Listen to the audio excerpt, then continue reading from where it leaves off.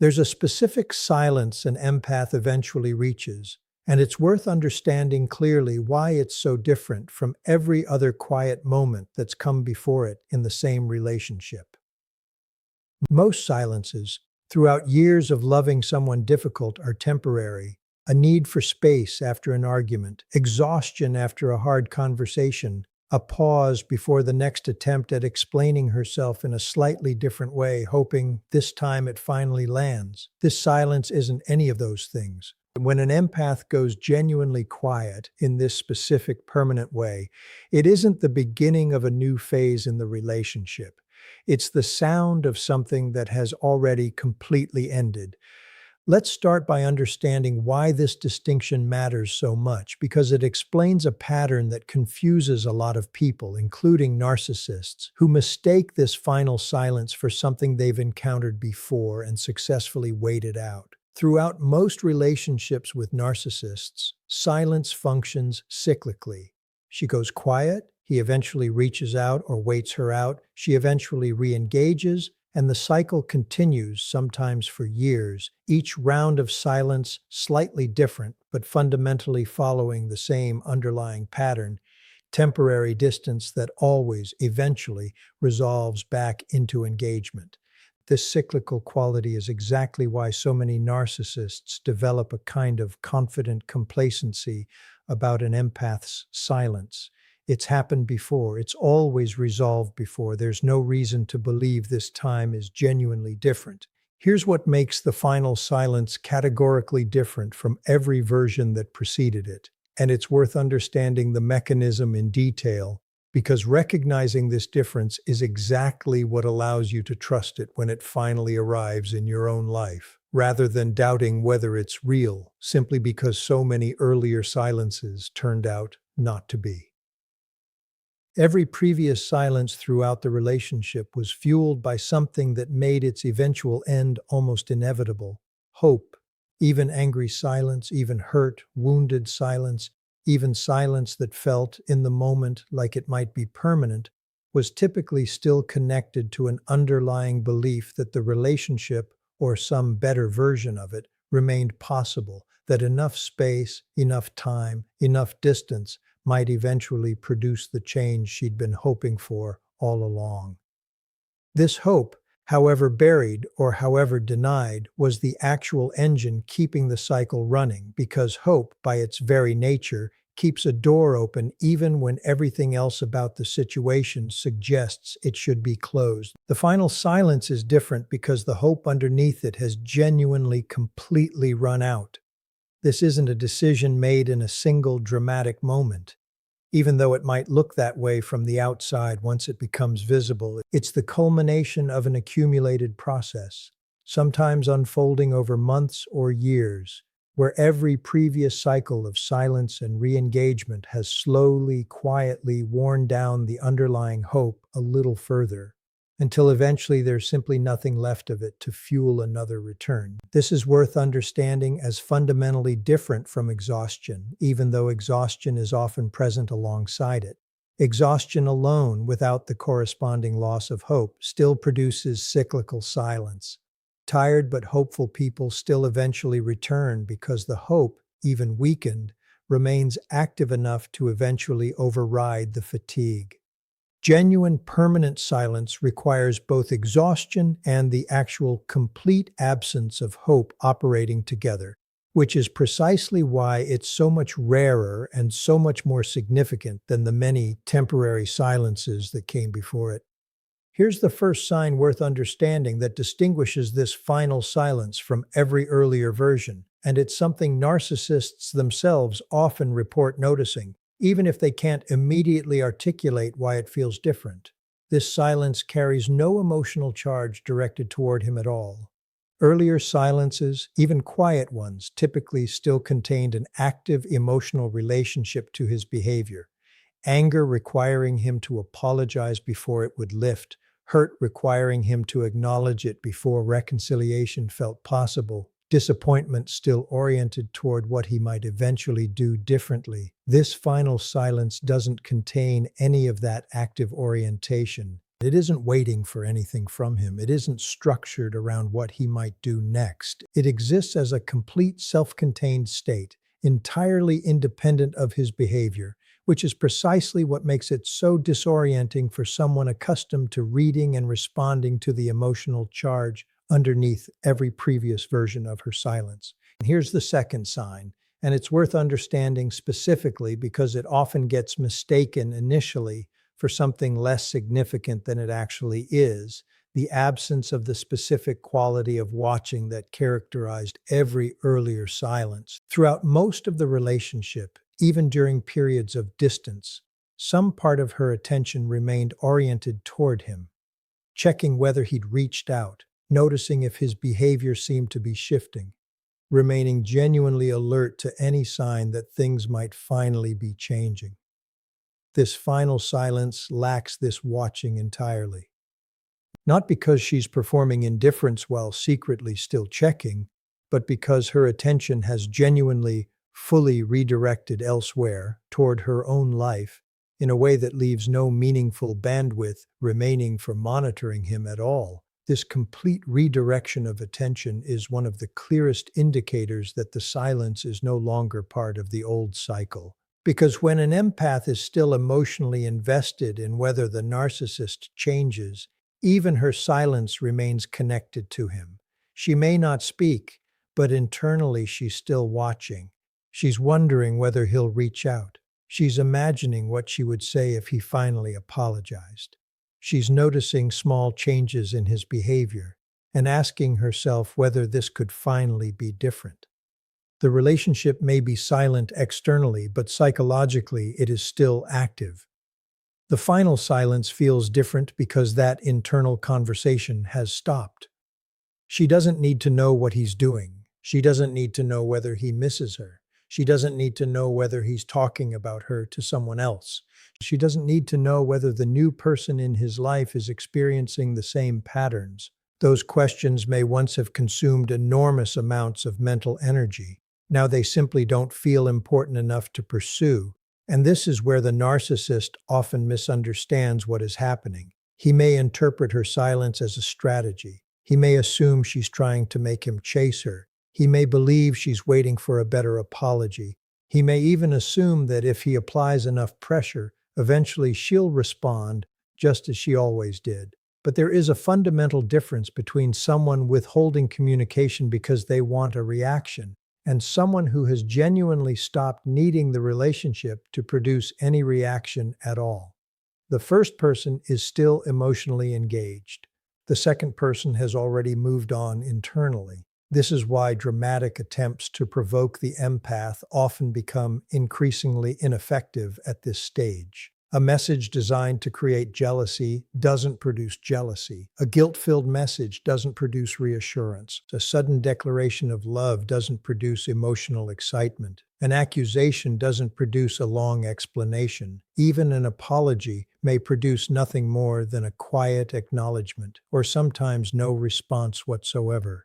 This isn't because she has become cruel. It's because the emotional meaning attached to these tactics has disappeared. The same words that once could trigger hours of thought now simply register as information. That's an enormous psychological shift because manipulation depends heavily on emotional meaning.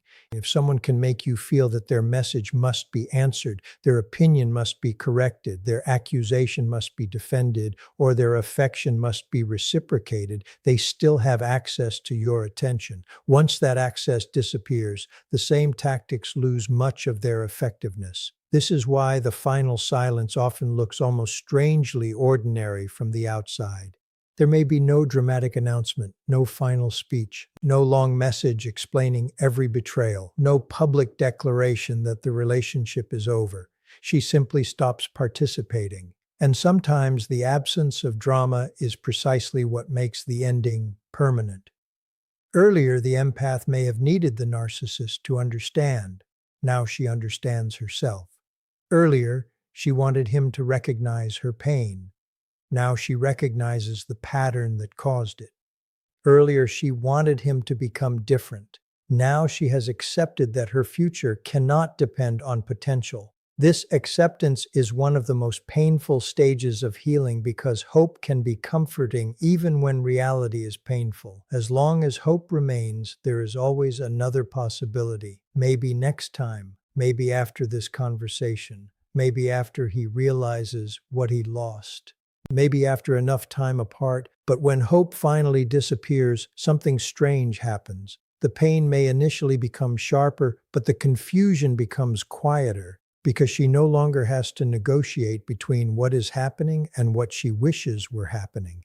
She can finally look at the relationship exactly as it is, not as it could be, not as it was during its best moments, not as it might become if he changed, as it actually is. And once that clarity settles in, returning becomes increasingly difficult.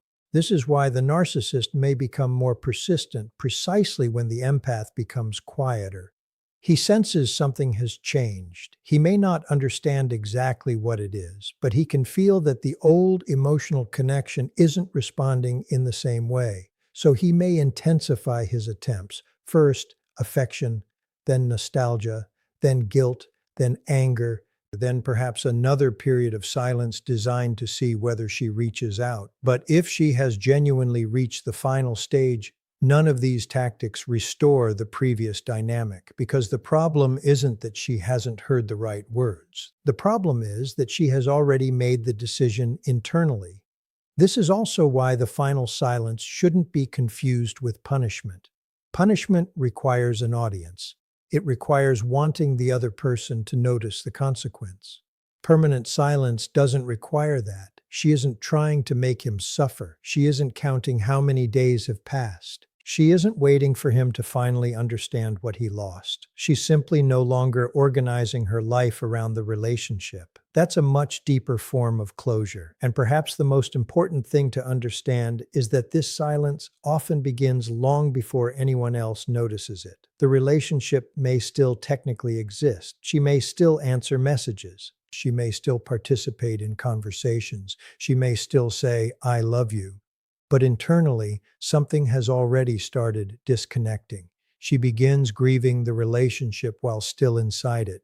She stops imagining the future, stops making long-term plans around him, stops trying to repair every disagreement, stops explaining herself, stops expecting emotional safety from someone who repeatedly demonstrates that they cannot provide it. By the time she finally becomes silent externally, much of the emotional separation has already happened internally. That's why the narcissist can experience her final withdrawal as sudden when, from her perspective, it took years to arrive. He sees the final chapter. She remembers every chapter that came before it. And that difference in perspective explains why he may genuinely believe she left out of nowhere. From his perspective, the last conversation was only one conversation. From hers, it was the accumulation of everything that came before it. Every ignored boundary, every broken promise, every apology without change, every moment she questioned herself, every time she stayed when something inside her was already telling her to leave. Eventually, the silence doesn't need to be announced. It simply arrives. And once it arrives, the relationship isn't waiting for another beginning. It is finally accepting its ending. And this is where the final silence becomes something much deeper than simply refusing to communicate. It becomes evidence that the empath's relationship with the entire pattern has changed. She is no longer trying to win the relationship, fix the relationship, or even understand every detail of why the relationship became what it became. She has reached the point where understanding no longer requires continued participation. This is one of the most important distinctions in genuine healing. There was a time when she believed closure would come from one final conversation. She imagined sitting across from him and finally explaining everything clearly enough that he would understand. She imagined him acknowledging the pain, admitting the betrayals, recognizing the manipulation, and perhaps even becoming emotional when he realized what he had done. But eventually, she discovers something that changes the meaning of closure entirely. Closure doesn't always come from being understood by the person who hurt you. Sometimes closure comes from understanding that you no longer need them to understand.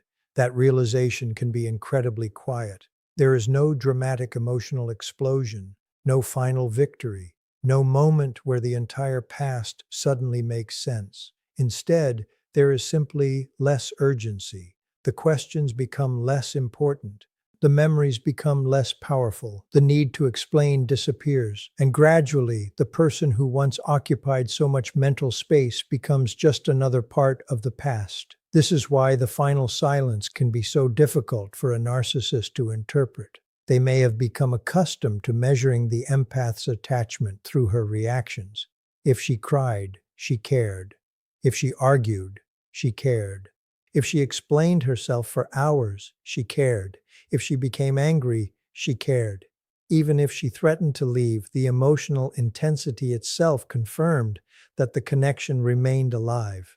But genuine emotional detachment removes those signals. There is nothing to measure, nothing to provoke, nothing to negotiate, nothing to repair.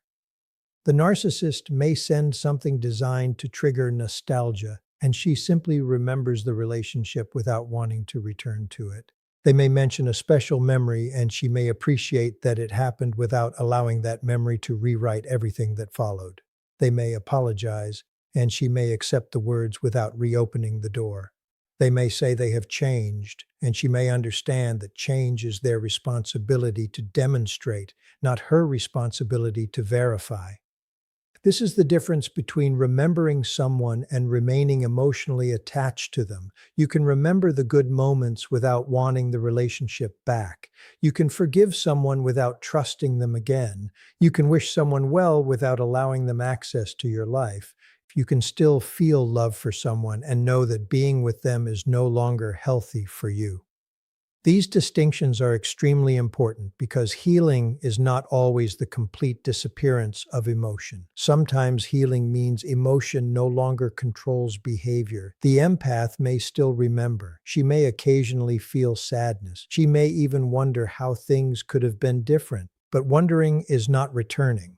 Missing someone is not permission to reopen the door. And remembering who they were doesn't require forgetting who they became. This is where the final silence becomes permanent, not because she feels nothing, because she finally understands that feeling something doesn't obligate her to act on it.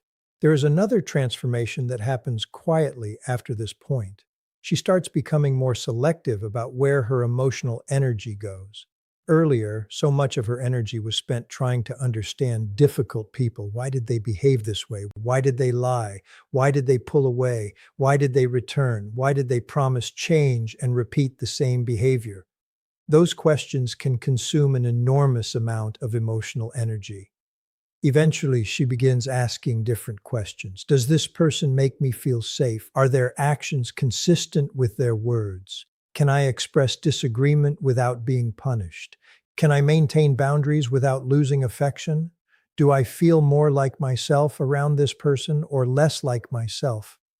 These questions completely change the way she approaches relationships. She no longer chooses people primarily because the connection feels intense. She begins valuing peace, consistency, emotional maturity, reciprocity, respect. And this is perhaps one of the most powerful consequences of the final silence. The empath doesn't simply leave one unhealthy relationship. She becomes less available for unhealthy relationships in general. The lesson becomes part of her discernment. She recognizes the early signs faster. She notices when someone's words don't match their behavior. She pays attention when boundaries are repeatedly tested. She no longer interprets intense chemistry as proof of emotional compatibility. She stops confusing being needed with being loved, and most importantly, she stops believing that her ability to understand someone's wounds obligates her to tolerate the damage those wounds produce. That is growth, not becoming harder, becoming clearer. There is also something the narcissist may never fully understand about this transformation. The empath's final silence isn't necessarily a statement about their worth. It's a statement about what she is willing to experience. She isn't necessarily saying, "You are worthless." She's saying, "This relationship is no longer healthy for me." Those are completely different statements. The first is about punishment, the second is about self-protection. And self-protection doesn't require hatred. In fact, sometimes the deepest form of leaving happens without hatred at all. The empath simply reaches a point where she no longer wants revenge. She doesn't need the narcissist to fail. She doesn't need them to regret everything. She doesn't need them to watch her become successful. She doesn't need them to discover that nobody else will love them the way she did. She just wants her life back. That is why the final silence can be so powerful. There is no performance inside it, no hidden message, no secret attempt to make someone chase. It is simply the absence of participation. And once someone reaches that point, the old cycle has nowhere to go.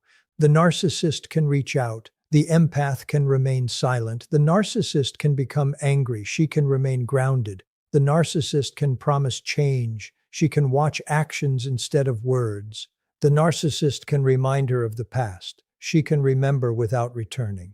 Eventually, the emotional distance becomes normal, and what once felt impossible becomes ordinary. She wakes up and doesn't check her phone. She goes through her day without wondering what he's thinking. She makes plans without considering whether he'll approve. She meets people without comparing them to him. She starts imagining a future that doesn't include the relationship. And one day she realizes something important. The silence is no longer something she's maintaining. It's simply the reality of her life. The relationship ended emotionally long before the final conversation confirmed it. That's why the title matters. When an empath goes quiet, it's already over. Not because every quiet moment means permanent separation. Not because every empath leaves without looking back, but because genuine final silence comes after the internal decision has already been made. The external silence is simply the evidence. The door doesn't close when she stops talking. It closes when she stops hoping that the same relationship will somehow become a different relationship. And once that hope is gone, there is nothing left for the old cycle to feed on. No argument to resolve, no apology to wait for, no promise to believe, no future version of him to keep chasing, only reality. And reality, finally accepted, can be incredibly peaceful. The narcissist may remember the woman who once explained everything, the woman who forgave, the woman who waited, the woman who kept trying. But the person standing on the other side of that final silence is different. She no longer needs to be heard by him to hear herself. She no longer needs his validation to trust her own experience. She no longer needs his change to justify her departure. She has already chosen. And sometimes the most powerful ending isn't the final sentence spoken between two people. It's the moment when one person realizes there is simply nothing left to say.